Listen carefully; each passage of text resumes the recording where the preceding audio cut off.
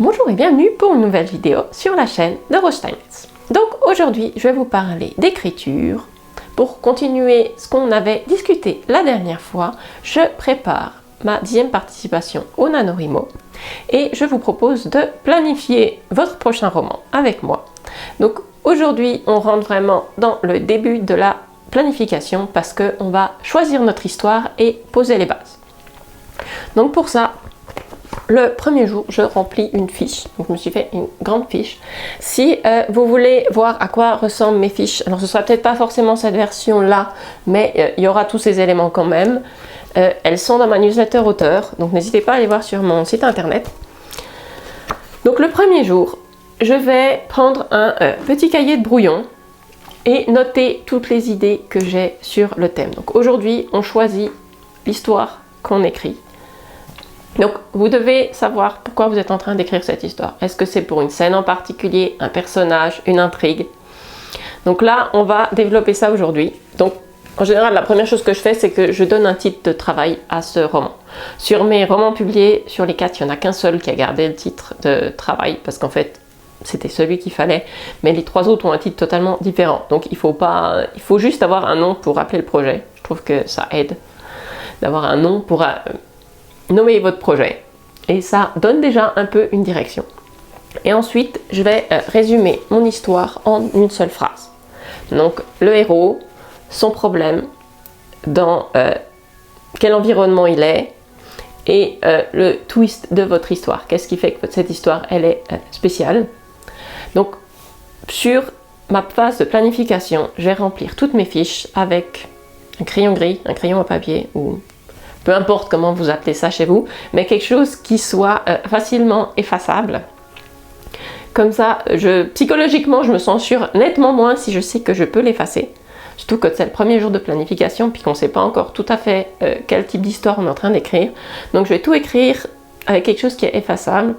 Et après l'écriture du premier jet, quand je suis sûre de ce que j'ai fait et ce que je veux faire, je vais les repasser à l'encre. Mais je trouve que c'est plus facile de passer à quelque chose d'effaçable au début. Donc je vais noter l'histoire en une phrase. Quelle est l'histoire que je veux raconter? Et mon intrigue principale. Donc ici, je sais que mon intrigue principale, ce sera le parcours de Julien pour entrer à l'Académie spatiale et passer le concours de première année pour vraiment commencer sa formation. Donc on se retrouve quelques années après Vacances sur Aphelia, donc je sais exactement quand ça se passe et ils seront sur Terre dans le premier tome.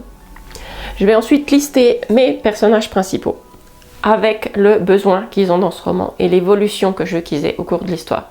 Ça, je trouve que ça aide beaucoup de savoir comment on veut que le personnage évolue au cours de l'histoire parce que ça dirige vraiment tout son arc narratif et les choses qui vont lui arriver en fonction de quelle évolution on veut qu'il ait.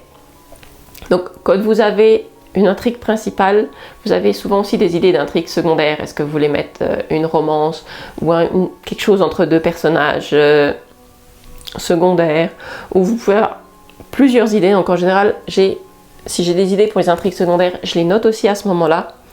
Ou ça, quand je vais créer des arcs narratifs, il y en a certainement qui vont venir ensuite. Donc c'est pas obligé de le faire dès le début.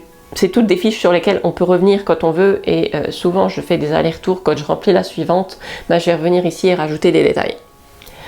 Si vous connaissez déjà les thèmes, alors souvent, c'est vrai qu'on découvre un peu le thème de notre roman une fois qu'on est en train de l'écrire.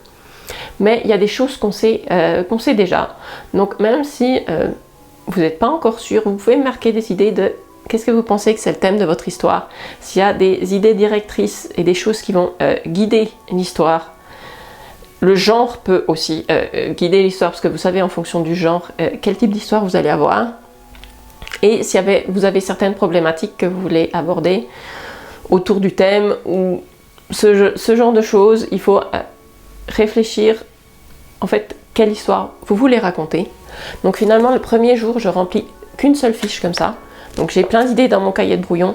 Le cahier de brouillon c'est vraiment juste pour sortir des idées sans aucune censure, je sors vraiment tout.